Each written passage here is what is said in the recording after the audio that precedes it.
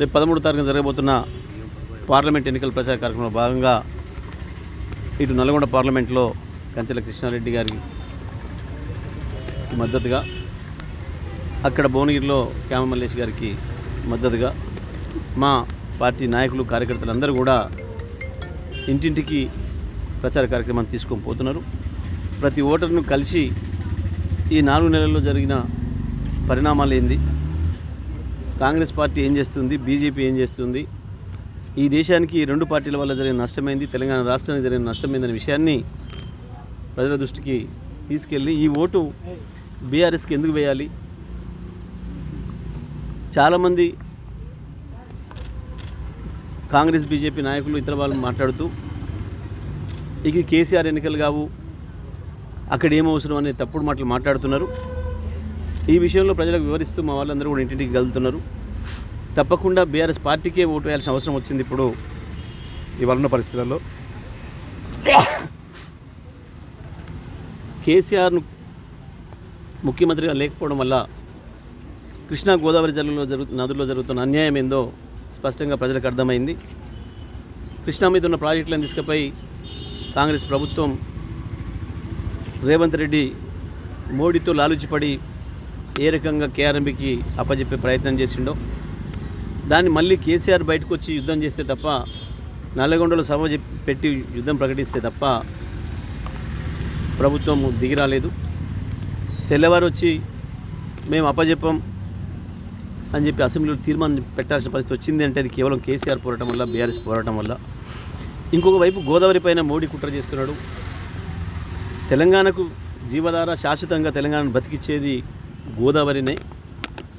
అందుకే కేసీఆర్ గారు కాళేశ్వరం దగ్గర ప్రాజెక్టు కట్టి 3 టీఎంసీలను రోజు ఎత్తిపోసి తెలంగాణ ఎటువంటి కరువు వచ్చినా 2 పంటలకు నీళ్ళు ఇవ్వగలిగిన పరిస్థితిలో ఇవాళ తయారు చేసి పెడితే, ఇప్పుడు వచ్చిన ప్రభుత్వం చిన్నపాటి కరువుకే నీళ్ళు ఇవ్వలేక వెల్లెలకల పడ్డది. 10 లక్షల ఎకరాలకు పైగా రైతులకు పొలాలు ఎండబెట్టి నాశనం చేసింది. ఇంకొక వైపు మోడీ కుట్ర కూడా ప్రారంభమైంది. గోదావరి జిల్లాలు తీసుకుపోయి కావేరీలో కలుపుతా అని చెప్పి, కర్ణాటకకు తమిళనాడు తీసుకుపోతా అని చెప్పి కుట్రలు మొదలుపెట్టిండు. మరి ఇవన్నీ ఆగాలంటే, వీటికి వ్యతిరేకంగా కొట్లాడాలంటే కేసీఆర్ గారికి బలం ఇవ్వాల్సిన అవసరం ఉంది. తెలంగాణ ప్రజలు మేము కేసీఆర్ వెంటనే ఉన్నాం, మా గొంతు కేసీఆర్ అని చెప్పాల్సిన అవసరం ఉంది.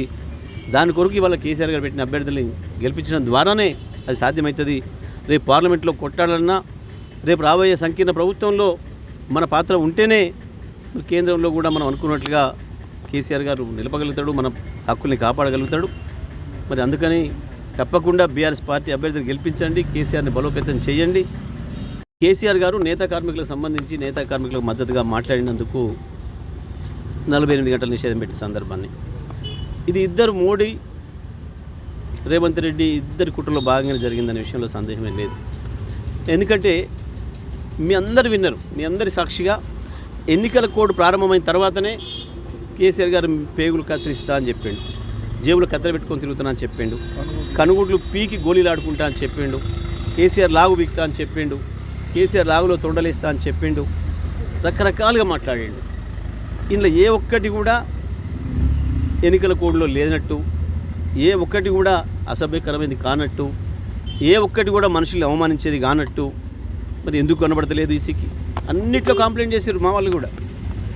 ఇందులో ప్రతి పదం మీద కంప్లైంట్ చేశారు. మానవ బాంబును అయితా, ఒక ముఖ్యమంత్రి మానవ బాంబును అయితానంటే అది కూడా నేరం కాదని, అది కూడా ఎన్నికల ప్రవర్తన నియమాలకి వ్యతిరేకం కాదని కూర్చోవడం అంటే ఏముంది దీని వెనకాల?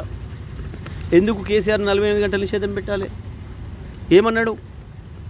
ఎవరో ఒక కాంగ్రెస్ నాయకుడు మా నేతా కార్మికుల గురించి వెళ్ళి ఎవరో రిపోర్టర్ అడిగితే వాళ్ళకి మీరు పథకాలు ఆపారట, ఆ పథకాలు ఆపితే వాళ్ళకి ఇబ్బందులు అవుతున్నాయి, మళ్ళీ ఆకలి చావులకు గురయ్యేటట్టున్నారు నేత కార్మికులు, మీకు ముఖ్యమంత్రి గారి దగ్గర మీకు బాగానే ఉంది కదా పలుకుబడి, మీరు ఉపయోగించి అవి తీసుకురారాదరే అవి ఇప్పేయమని అడిగిండు.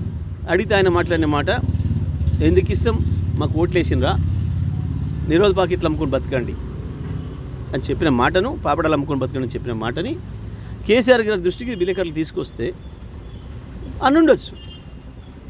ఆ కోపంతో ఎవడా కుక్కల కొడుకు అన్నది మా నేతా కార్మికుల గురించి, వాళ్ళు నేసిన బట్టలు వేసుకునే కాదు నువ్వు తిరుగుతున్నావు అనే మాట అన్నారు. అది అది నేరమట. కానీ మానవబొమ్మను అయితే నేరం కాదట, కనుగుడ్లు బీక్తనేది నేరం కాదట, పేగులు కత్తించుకునేది నేరం కాదట, ఇది కనపడతలేదట. ఇద్దరికి వణుకుడు మొదలైంది, కాళ్ళ కింద భూమి కదిలిపోయింది. కేసీఆర్ను ఖతం చేసినాం, ఇక మన ఇద్దరమే కలిసి పంచుకోవచ్చు, దొంగలు కలిసి ఊర్లు పంచుకున్నట్టు మన ఇద్దరమే కలిసి ఏల్దామని చెప్పేసి అనుకున్నారు. ఒక్కసారి కేసీఆర్ ప్రజలకు రావడం మొదలైన తర్వాత మిర్యాలగూడ నుంచి వరంగల్ చేరుకునే వరకే 6 యాత్రలతోనే వణికిపోయినరు ఇద్దరు మోడీ రేవంతులు. దాంతోనే కుట్ర చేసి కేసీఆర్ గారి ప్రచారాన్ని ఆపాలని ప్రయత్నం చేసి ఒక ఊరికి మించి ఒక ఊరు పోతున్న కొద్దీ ప్రజలు కేసీఆర్ వెంట నడవాలని, కేసీఆర్ వెంట అడిగేయాలని, కేసీఆర్ బస్సును ముట్టుకోవాలని, కేసీఆర్ను తాకి సంతోషపడాలని, మా మద్దతు తెలియజేయాలని, కేసీఆర్ నడవండి మీరు ముందు మేము వెనకాల మేము ఉన్నామని చెప్పి కేసీఆర్తో భుజం కలిపి నడుస్తున్న సందర్భాన్ని చూసి భయపడిపోయి ఇవాళ ఇటువంటి చిల్లర ప్రయత్నం చేసినారు. కానీ ఇటువంటి ఏవి కేసీఆర్ ఆపలేవు. కేసీఆర్ ఈరోజు ప్రచారం చేస్తే ఓటు నేటుకు సంబంధించిన కేసులో ఈ రాష్ట్రంలో ఉంటే రేవంత్ రెడ్డి పోలీసులు ఇప్పటికీ ఎట్లా వాడుతున్నాడో మనందరికీ కూడా అర్థమవుతుంది. అక్రమ కేసులు పెట్టి ఇష్టం వచ్చిన పద్ధతుల్లో కొన్ని చోట్ల పోలీస్ అధికారుల్ని కాంగ్రెస్ పార్టీ నాయకులుగా మార్చుకొని ఏ రకంగా పనిచేస్తున్నాడో, అందుకే ఈ రాష్ట్రం నుంచి వేరే రాష్ట్రంకి దాన్ని ట్రాన్స్ఫర్ చేయమని చెప్పి, వీలైతే మధ్యప్రదేశ్కో ముంబైకో ట్రాన్స్ఫర్ చేయమని చెప్పి పిటిషన్ వేసినాం. రేపు హియరింగ్కి వస్తుంది, తప్పకుండా కోర్టు సరైన ఉత్తర్వులు ఇస్తుందని భావిస్తా ఉన్నాం.